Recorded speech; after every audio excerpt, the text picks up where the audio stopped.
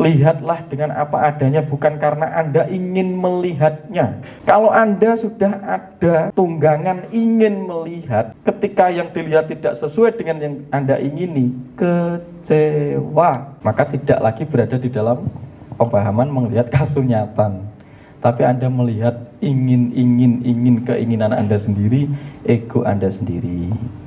Ki Ageng Surya Metara menyatakan, pastikan ketika Anda, ketika kamu melihat sesuatu di luar dirimu, tidak terkontaminasi rasa suka dan tidak suka.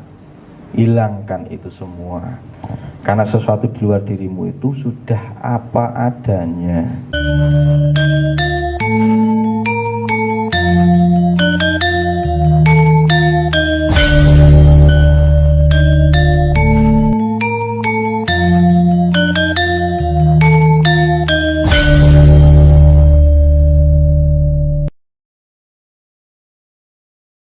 Semenjak kita turun di bumi, jiwa itu merasa kesepian.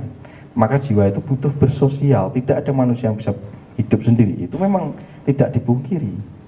Tapi untuk urusan masalah di dalam diri Anda, tidak ada urusannya dengan orang lain di luar diri Anda. Hanya diri Anda yang tahu. Karena itu sahabat-sahabat yang merakit Anda, itu sedulur Anda sendiri yang setiap hari ajak Anda berkarya, diajak bekerja, kan begitu. Terus tiba-tiba mendatangi saya, Mas, aku loro, Mas, ini sembuh. Loh, aku gak pernah ngerti awakmu. Yang tahu rasanya perut sakit, perut mulus ya kamu kok. Terus disuruh benar. Akhirnya ketika, ya sebenarnya kita, sekali lagi kita yang setiap hari berpotensi mau ditipu. Karena kita menarik penipu di area kita. Terus nanti kalau kecewa nuduh, ada dukun palsu lah, ada apa, kamu, gara-gara kamu sendiri yang mencari mereka. Sudah jelas-jelas sembuhnya itu diri kita kok ke orang lain. Dan ketipu marah-marah sendiri. Nah, ketika ada seorang dukun dan tabib, dukun itu hanya mendesain, oh ternyata untuk masalah ini ginjal dan tubuh itu makanan untuk kamu itu nutrisinya ini loh. Poso ya le, poso yang ger. Karena makanan untuk kamu saat ini tidak selaras. Makannya yang ini. Makannya yang ini. Ini tak kasih syarat ini, tuh kira-kira begitu saja. Karena itu hanya dibutuhkan untuk nutrisi tubuh kita. Nah, dipertanyai terus dirinya, ditepuk, diajak ngomong organnya. Nanti suatu ketika organ itu akan tahu dia akan membalas. Percaya saya, dia akan membalas. Dia akan membutuhkan nutrisinya sendiri. Nanti akan ada intuisi yang mengarahkan kamu untuk belanja sayur ini, sayur ini, sayur itu. Dan memang tidak menutup kemungkinan kita sekarang itu sedang memakan ekasata yang tidak selaras. Hasil padi yang dieksploitasi, ayam potong yang disembelih tanpa dimantrai dan lain sebagainya. Sapi yang dikorbankan secara massal, tidak pernah ada ruatan ke sana. Dan itu ketika masuk di dalam diri Anda, membentuk struktur kimiawi Anda, diproses di dalam, itu akan menidurkan sel Anda. Dan sel-sel Anda sudah didesain menjadi sedih karena mengandung zat daging sapi yang sedih. Gentayanganlah di dalam diri Anda. Makanya kalau makan berdoa dulu, diruat dulu, matur suwun makanan, terima kasih sudah di depanku. Ketika masuk di dalam tubuh, nek manjing badan sariro, ojo gawe ganggu gawe ya, jangan bikin ganggu tubuhku ya, selaras. Aku akan menyampurnakan kamu ketika masuk di dalam partikel diriku, misalnya gitu. Nek wis mlebu ning otot, duh mati lagi sakit mic-nya ini. Jadi sudah masuk di tubuhku, manjing ning ini satu nih. Ya ini habis ya. Aduh mikir melu loro. Mikir merespon. Dek loro tak perhatikan. Ya gitu. Jadi semua sari-sariro, patmo sariro itu kan sari-sari makanan sing tak pandeng neng ngarepku. Gitu kan misalnya kalau bahasa Jawanya, kalau Anda bahasa Indonesia terserah. Nek mancing neng badan otot sumsumku balik neng sariku. Dadya ingkang madya selaras. Keparingan kuat waras akas awas selamat rahayu nersambikala. Nah, misal gitu kalau bahasa Jawa. Kalau bahasa Indonesia terserah Anda. Semua sari makanan yang dimasukkan kepada tubuhku tidak memberontak dengan diriku, ikut membantuku, aku menyampurnakan kamu, misalkan gitu. Kamu tidak ganggu gawe dengan saya, tidak menggangguku. Justru kamu akan mendidik saya ikut berpartisipasi untuk bekerja dan berkarya selaras di Ngarsopodo ini, misalkan gitu. Yang penting diminta izin, apapun tuh minta izin. Karena semua benda, zat, materi, atom, subatom, inti atom itu berbicara dengan Anda. Hanya kita saja yang tidak peka terhadapnya. Kita punya perangkat, kita nggak pernah ngajak untuk berbicara. Cerdas, Anda mengira seluruh di luar diri Anda itu tidak cerdas. Mereka meresponi Anda.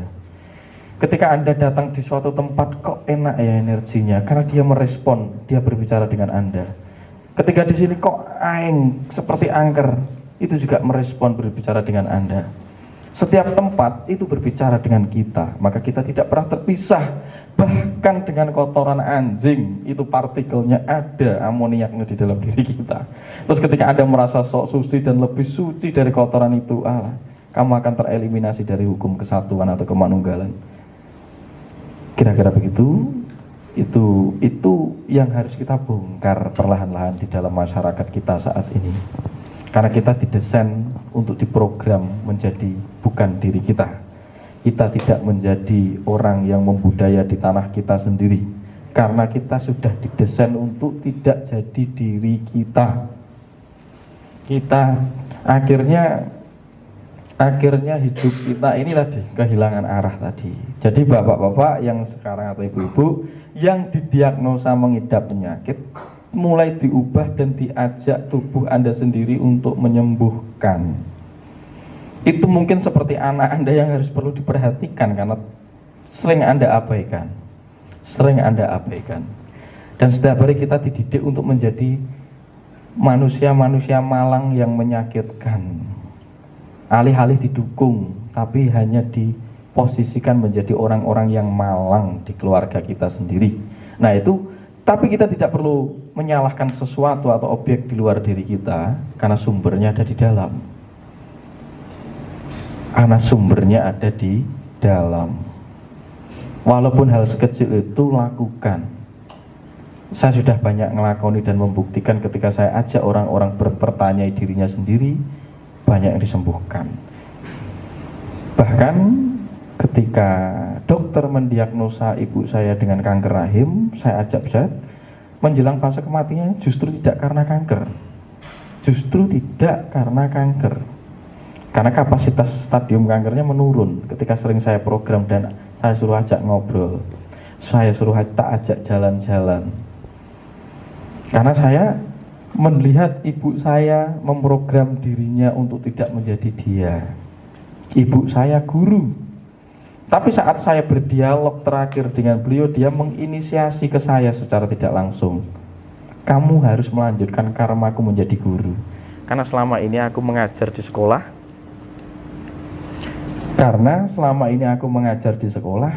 Bukan dengan diriku sendiri, tapi dengan kurikulum yang didoktrin kepadaku.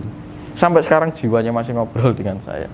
Seringkali panjenengan berbicara bahwa Tuhan itu maha pengatur dan pemberi rezeki, tapi Anda tidak pernah melaksanakan kepercayaan Anda itu. Anda tidak pernah melaksanakan kepercayaan itu. Terbukti setiap hari Anda tidak bersyukur.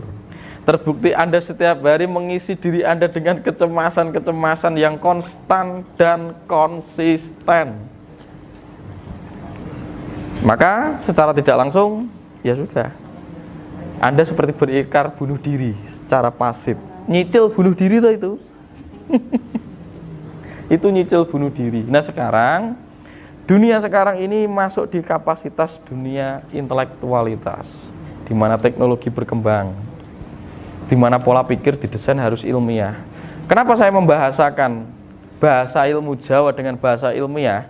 Karena memori terakhir ketika pasca Renaissance, kita didesain, dijajah dengan paham ilmiah, paham intelektualitas.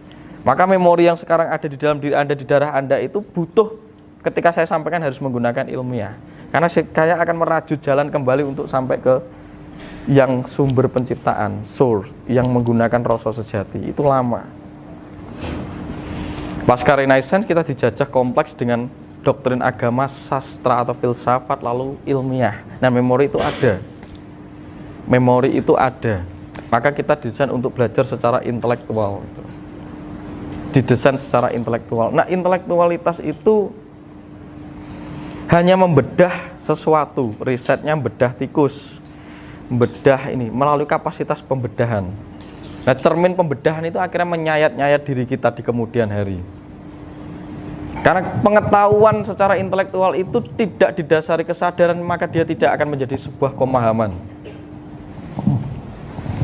Maka dia hanya menjadi konsep teori kognitif yang menjemukan. Suatu ketika, mungkin 30 tahun lagi, 50 tahun lagi, kalau ada orang banyak bunuh diri, Anda jangan kaget. Karena orang kehilangan gairah hidupnya. Hanya diajak mikir. Nah, sekarang saya mengajak Anda untuk menjangkau sang sumber penciptaan yang cerdas, yang mampu menginisiasi dan menggerakkan pengetahuan, sebagaimana pengetahuan itu benar-benar diketahui dan dipahami untuk diintegrasikan, diimplementasikan untuk membangun Hamemayu Hayuning Bawono. Nah, ketika kenapa Mas Tunjung, kalau nggak pakai bahasa Jawa nggak nges. Tapi memang secara kolektif memori kita yang sekarang ada itu sedang didesain pemahaman ilmiah. Maka kan sesuatu itu harus ada literatur. Saat ini harus didukung secara sistematis, runtut, terarah. Kita tidak bisa menggunakan lagi sumber penciptaan tadi. Terlampau jauh, maka diproses dulu. Kita bikin jalan dulu. Kenapa saya menggunakan bahasa-bahasa ilmiah?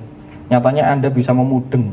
Nyatanya kalau tak ajak ngomong Jawa dari bahasa kuno, mumet, bingung. Karena di dalam memori Anda sudah ada data agama-agama, filsafat-filsafat ilmiah. Jadi saya akan meramu itu. Untuk ngocok-ngocok itu untuk dikembalikan lagi ke cara pemikiran lama dengan sang sumber source. Karena saat ini konsep yang paling jelas itu healing. Karena kita sedang sakit bareng-bareng. Sakitnya kita tuh karena tidak menjadi diri kita. Kita menerapkan sebuah instrumen, sebuah tools di tanah ini yang tidak sesuai dengan kontur geografi, antropologi, sistem cuaca, struktur kimiawi, benda-benda yang ada di sekeliling kita itu tidak menggunakan cara-cara kita. Kita mengejek leluhur yang pakai bunga, yang pakai sesaji, kita ejek bahwa itu primitif. Justru kita yang sekarang primitif, yang mendesain tubuh kita untuk hancur setiap hari. Kualat kan?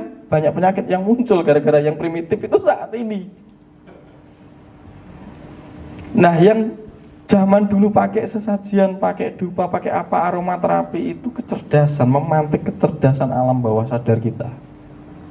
Nyatanya kalau Anda kentut itu kan mengganggu Anda. Akhirnya dalam suatu tradisi agama itu dibatalkan. Kalau kentut keluar kamu wudhu biar tidak mengganggu orang yang ibadah yang lain.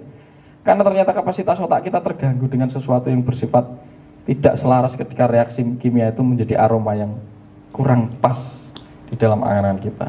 Nah, ternyata wewangi-wewangian itu untuk menenangkan. Tapi wewangi-wewangian itu diganti, didoktrin bahwa wewangian itu adalah perdemitan, itu adalah membahayakan, itu khurafat, itu syirik, itu apa? Terserah, posisinya bukan pada bendanya, tapi tergantung di kapasitas niat dan pikiran Anda sendiri kok. Apakah hal-hal di luar diri kita itu bisa dipersalahi? Tidak bisa. Tidak bisa. Yang salah sambung itu diri kita. Sesuatu di luar diri kita ya apa adanya begini saja. Tapi semenjak kita memberi penilaian terhadap benda-benda yang ada di luar diri, ini yang jadi masalah. Ini yang jadi masalah. Karena kita selalu menuntut sesuatu di luar diri kita itu harus sesuai kepentingan ego kita. Maka sesuatu yang dianggap baik itu biasanya sesuai dengan kepentingan kita. Dan yang dianggap tidak baik atau buruk itu tidak sesuai dengan kepentingan kita. Maka kita disuruh mengamati saat melihat. Lihatlah dengan apa adanya, bukan karena Anda ingin melihatnya. Bukan karena Anda ingin melihatnya.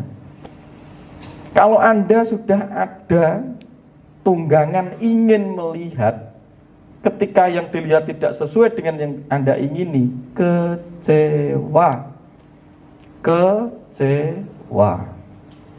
maka tidak lagi berada di dalam pemahaman melihat kasunyatan, tapi Anda melihat ingin keinginan Anda sendiri, ego Anda sendiri. Ki Ageng Surya Metara menyatakan, pastikan ketika Anda, ketika kamu melihat sesuatu di luar dirimu, tidak terkontaminasi rasa suka dan tidak suka. Hilangkan itu semua. Karena sesuatu di luar dirimu itu sudah apa adanya.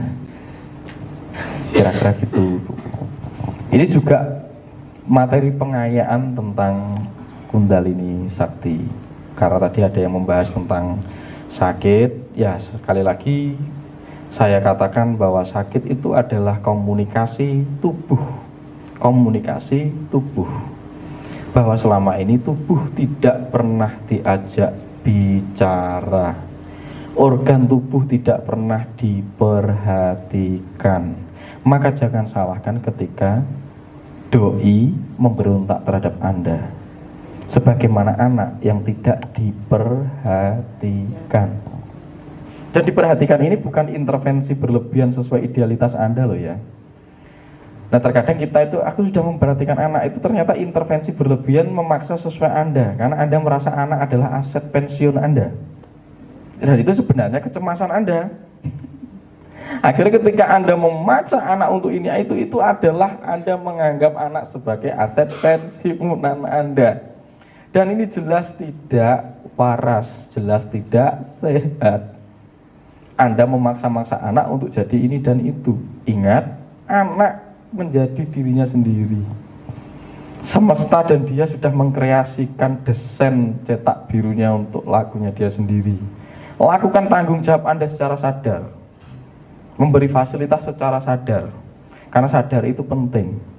Karena Anda selalu bertanya, berkata, berkomunikasi dengan organ tubuh dia, dengan psikologi dia, dengan pikiran dia, mental, chemical, kimiawi dia. Itu berkomunikasi dengan kita. Kalau kita tidak terlatih, kita tidak mendengar apa yang diresponkan ke kita.